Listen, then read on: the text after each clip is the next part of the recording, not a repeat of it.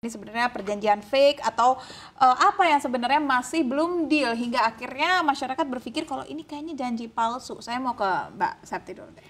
Memang mungkin potensi ini kan terjadi mengingat kita melihat contohnya di gencatan senjata yang terjadi antara Israel dan Lebanon. Ketika gencatan senjata itu terjadi sekarang, baku tembak masih terus terjadi. Jadi memang dari sana muncullah pendapat-pendapat di masyarakat kalau kemungkinan besar bisa ada pengingkaran.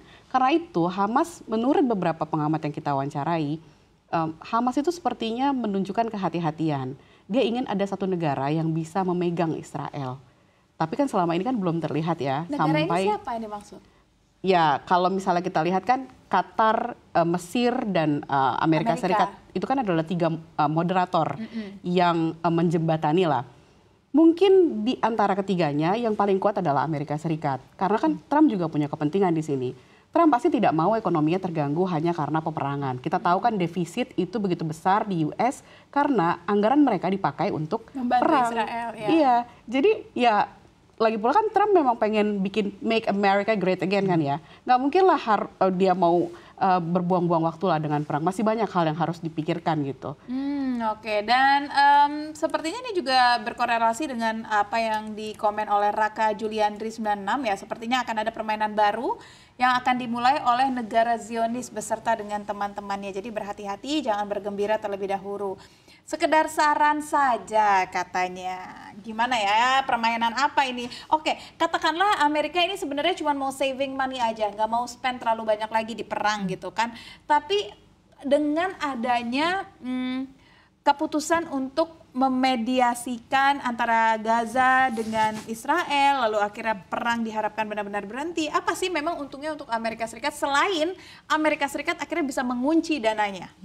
Sebenarnya kalau dari historisnya mungkin di luar ekonomi pun Trump tidak suka perang ya, karena yaitu bahwa Trump itu ekonominya sudah sangat firm, Amerika great again dan sangat domestik nasional, artinya mungkin tidak terlalu peduli, beda mungkin dengan Biden yang ini peran di luar seperti apa dan mungkin tidak terlalu seberapa menghitung ke ekonomi. Sementara kalau kita Trump itu bahkan kampanye sejak ketika terpilih pun lagi-lagi bahwa ekonomi nasional adalah yang pertama yang mereka akan fokus kepada pembangunan ekonomi Amerika, bagaimana menangani defisit dengan defisit perdagangan dengan negara lain, bagaimana agar membuat pertumbuhan industri mereka juga lebih jalan. Jadi dengan kalau melihat kalkulasi tersebut kan yaitu seperti apalagi Amerika kan utangnya sudah sangat besar ya, utang pemerintahnya. Jadi kalau misalnya dia harus nambah beban ongkos perang lagi, ongkos bantuan kepada Israel lagi itu akan bengkak, padahal dia juga butuh anggaran yang sangat luar biasa besar untuk menggenjot ekonominya. Gitu. Iya, apalagi kalau kita lihat kemarin sempat beredar kabar bahwa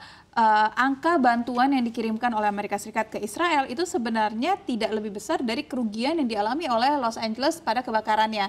Artinya sebenarnya dia membutuhkan dana nih karena Los Angeles menghasilkan kerugian yang cukup besar, lebih besar dari bantuan itu. Paling tidak bantuan yang diberikan ke Israel dananya bisa ditarik dan dibantu untuk mengembangkan kembali LA. Seperti itu ya Mbak Septi? Ya kalau kita lihat data terakhir itu defisitnya di tahun pertama 2025 ini, di tahun fiskal 2025 yang dimulai kalau nggak salah Oktober ya Mbak Esa ya.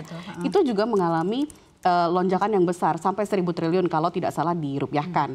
Jadi memang dari situ ada dasarnya. Dan yang kedua adalah jangan lupa Elon Musk masuk di dalam kabinetnya untuk apa? Untuk menjadi kepala di lembaga yang berfungsi untuk mengefisiensikan semua anggaran, semua dana. Jadi kan dari situ kan terlihat kalau misalnya dananya saja mau diefisiensi, jangan buang-buang duit buat perang dong pastinya. Oke, bisa dikatakan seperti itu ya. Karena ini ada komen juga nih, berkorelasi juga nih. Karena Amerika tidak lagi mengirim bantuan ke Israel. Amerika sibuk dengan kebakaran di LA. BTW, Israel dan Ukraina sudah kirim bantuan belum ke Amerika. Nah, ini sebagai negara-negara yang katanya dibantu banyak oleh Amerika Serikat. Udah kirim bantuan belum ke Amerika Serikat sebagai balas budi? Mungkin nggak sih mereka untuk balas budi kirim bantuan ya? Bantuan kan bisa bentuk apa aja ya? Kirim tentara, kirim makanan masih bisa. Gimana? Ukraina tuh sempat bilang akan mengirimkan bantuan ke US, tapi memang tidak ada update-nya sama sekali sih di pemerintahan internasional yang kita lihat sih. Iya, karena mungkin mungkin Ukraina juga lagi dalam kondisi Betul, sulit ya ekonominya juga sama-sama ekonominya. susah ya. Jadi ya kita akan lihat seperti apa bantuan yang akan dikirimkan nanti ya. Lalu dari Gungpa, sesuai dengan janji Trump sebelum 20 Januari harus kelar ini urusan. Nah ini aku juga menarik. Trump mention kalau misalkan ini tidak diselesaikan maka jangan sampai ada neraka. What does it means neraka di sini? Kalau misalnya kita lihat sih mungkin ya itu ancaman dari Trump. Jadi menunjukkan seberapa serius dia meminta agar pertempuran, peperangan satu sama lain itu berhenti. Kenapa? Sebenarnya bargaining positionnya Trump itu kuat sekali loh. Apa memang isinya? Jadi setelah Qatar mengumumkan ada gencatan senjata, tiba-tiba Trump itu men-tweet lah di media sosialnya dia. Ada kodenya nih, kodenya adalah setelah ini selesai kita akan fokus kepada Abraham Accord. Piagam Abraham. Okay. Piagam Abraham itu adalah upaya Trump yang dimulai dari masa pertama dia memimpin untuk menormalisasi hubungan Israel dengan negara-negara Arab. Tujuannya adalah saat ini kemungkinan Arab Saudi. Kenapa? Karena beberapa tahun sebelumnya memang sudah terdengar isu kalau Arab Saudi ingin menormalisasi, bukan ingin ya, Arab Saudi ada pembicaraan dengan Israel untuk menormalisasi hubungan. Oke, menormalisasi hubungan di sini artinya mau membuat hubungan ini menjadi lebih baik-baik saja. Membuka hubungan kerjasama seperti yang sudah terjadi dengan beberapa negara Arab lainnya. Seperti Uni Emirat Arab. Itu kan juga karena berkat Abraham Accord-nya Trump. Nah di sini mungkin banyak pengamat internasional menilai mungkin deal yang Trump ajukan ke Israel untuk menaklukkan Netanyahu supaya mengendalikan diri agar tidak berperang adalah Abraham Accord dengan tujuan Arab Saudi. Oke, jadi seperti katakanlah Trump ini menjanjikan Israel, oke, saya akan jembatani hubungan kamu dengan Arab Saudi. Deal hubungan terbuka dengan Arab Saudi, kemungkinan besar. Tapi kan balik lagi, Arab Saudi kan sudah berstatement, selama tidak ada negara Palestina, maka possibility untuk membuka hubungan itu sangat minim, bahkan tidak ada. Jadi ya kita berpegang saja pada ucapan itu dulu sebelum diupdate ya nantinya ya. Nggak tahu nanti ke depannya.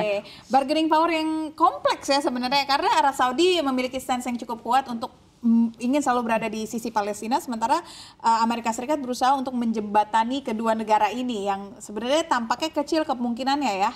Mungkin juga kan ada fungsi ekonomi, pendapatan ekonomi lain nanti yang dapat, manfaat ekonomi lain nanti yang didapat. Sebenarnya kalau dalam kepentingannya Arab itu ekonomi kan sangat besar ya. Mereka adalah produsen minyak dan mereka juga di situ juga ada terusannya Suez. Artinya bahwa tidak hanya Amerika tapi negara juga ada, semua negara di dunia juga ada kepentingan strategis di Timur Tengah dan Arab Saudi itu. Kenapa? Makanya itu Trump juga salah satunya ingin mengingat segala perdamaian, karena ketika dia memimpin Amerika dan dunia pastinya, karena kita tahu ya Amerika tuh superpower, kalau dia jadi pemimpin Amerika tuh langsung menjadi otomatis dari pemimpin terbesar ekonomi dunia, juga harus memperbaiki dari semua maunya yang, karena kita tahu bahwa perdagangan dunia juga sedang melemah, ekonomi global udah diwanti-wanti melandai. Ini juga buat Amerika juga nggak baik-baik saja ya, buat tidak hanya buat Amerika, bahkan Indonesia, untuk negara-negara lain juga tidak baik-baik saja. Jadi kalaupun misalnya tidak ada